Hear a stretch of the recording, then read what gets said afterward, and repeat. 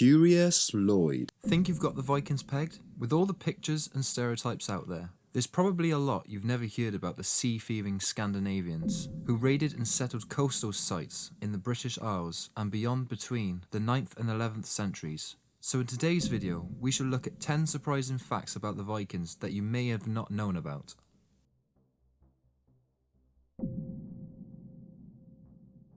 Vikings didn't wear horned helmets. The myth was, Viking warriors who raided and traded, settled and expanded through the Middle Ages, wore helmets with horns or wings on them. This iconic symbol is repeated today by fans of Minnesota Vikings football team, artwork, illustrations, advertising and costumes. The truth is, there is no evidence, archaeologically or otherwise, that Viking warriors wore any type of horns or wings on their helmets. What we do have is one single piece of evidence from the 9th century from Osnaburg tapestry, suggesting a rare ceremonial use. The relevant figure on the tapestry may have been that of a god, rather than a representative of real Vikings, and plenty of good evidence for plain conical domed hats made mainly out of leather. Depictions dating back from the Viking Age don't show it, and the only authentic Viking helmet ever discovered is decidedly horn-free. Painters seem to have fabricated the trend during the 19th century, perhaps inspired by descriptions of the Northern Europeans by ancient Greeks and Roman chroniclers. Long before the Vikings' time,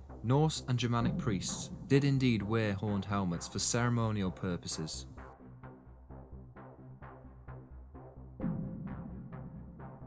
Vikings were known for their excellent hygiene. The Vikings have long since had a reputation of being filthy and wild animals. Even in modern day films, the Vikings are portrayed as dirty savages. However, close examination of the facts seems to dispel the myth of the filthy Viking. One needs to remember that most of our accounts of Vikings came from Christian writers. A Viking's writer would not be likely to give an account of general cleanliness of his people as a whole. The Christian writers were writing about a fearsome group of pagan people who were ravaging Europe. A Christian writer would have had a strong bias to present the evil pagans in the worst light. To this day, it is the writings of these Christians which give us the impression that Vikings were dirty savages. The reality seems to be quite the opposite. What we do know from the excavation of Viking burial mounds is that personal grooming tools are some of the most common items found. Items such as razors, tweezers and ear spoons have been found. In fact, combs seem to be the most common artifact found in the Viking Age. We also know that the Vikings made a very strong soap, which was used not only for bathing, but also for bleaching their hair, as blonde hair was highly sought after in the Viking world. Vikings also bathed at least once a week, much more frequently than other Europeans of their day, and enjoyed dips in the natural hot springs.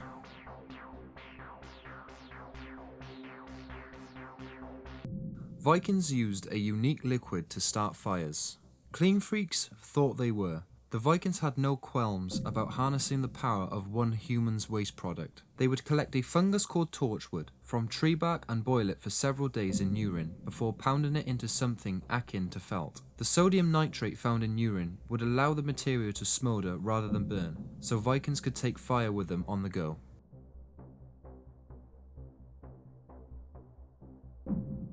Vikings buried their dead in boats. Vikings were buried with everything they might need in the next world. The items of the grave goods would vary according to the status and profession of the deceased individual. A warrior, for example, would be buried with his best weapons and armor, whereas a farmer's wife might be buried with her wool spinning tools. The wealthiest Vikings were buried with their ships under great burial mounds. The body was placed within the ship, along with all their best belongings, such as tapestries, furniture, clothes, weapons, kitchen utensils, jewelry and tools. More often than not, they housed a burial chamber.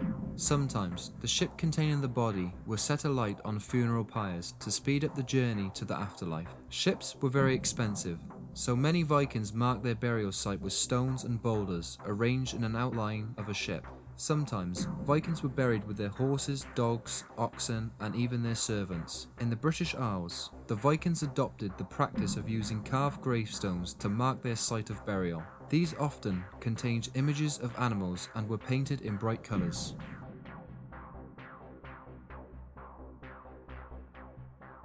Vikings were active in the slave trade. Many Vikings got rich off human trafficking. They would capture and enslave women and young men while pillaging Anglo-Saxon, Celtic and Slavic settlements. These thralls, as they were known, which means literally an unfree servant. Thralls usually provide unskilled labour in the Viking Age, performing the heaviest and nastiest labour, building walls, spreading manure, pig and goat herding and peat digging. In time, favoured male thralls could become overseers, bailiffs or personal valets. The female thralls ground corn and salt, milking, churning and washing, with some seeing occasional service as bed slaves, nannies or personal maids. Both sexes also took part in the lighter tasks of running a farmstead, including the spring pasturing of livestock, ploughing, planting, harvesting, slaughtering and spinning. When they were finished with, they were then sold in giant slave markets across Europe and the Middle East.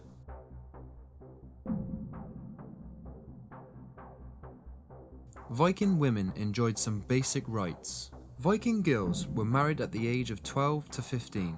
They were then expected to run a household. The marriage was agreed between families and was regarded as an alliance between the two families for mutual help and protection. The girl herself had little say in the matter, as long as they weren't thralls. Viking women could inherit property, request a divorce and reclaim their dowries if their marriages ended.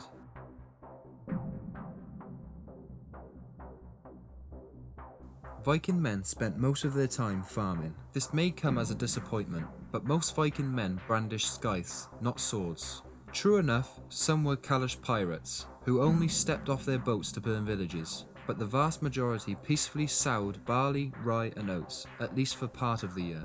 They also raised cattle, goats, pigs and sheep on their small farms, which typically yielded just enough food to support a family.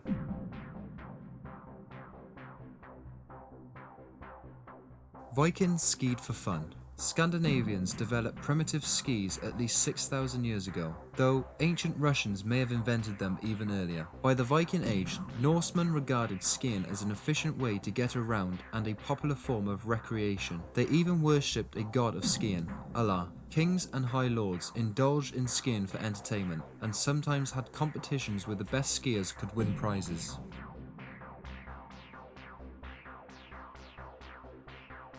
Viking gentlemen preferred being blonde, to conform their culture's beauty ideals. Brunette Vikings, who were usually men, would use a strong soap with a high lye content to bleach their hair. In some regions, beards were lightened as well. It's likely these treatments also helped the Vikings with problems far more prickly than the rampant than the moosey manes of head lice.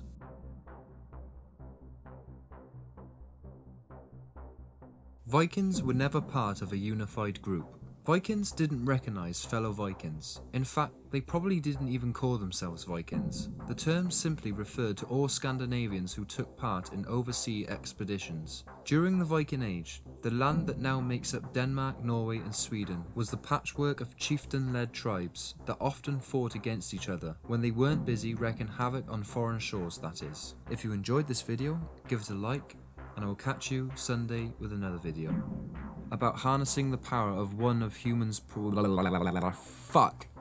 Excuse my French there, bugger. Can't even pronounce qualms. Quail eggs. I know how to say quail eggs.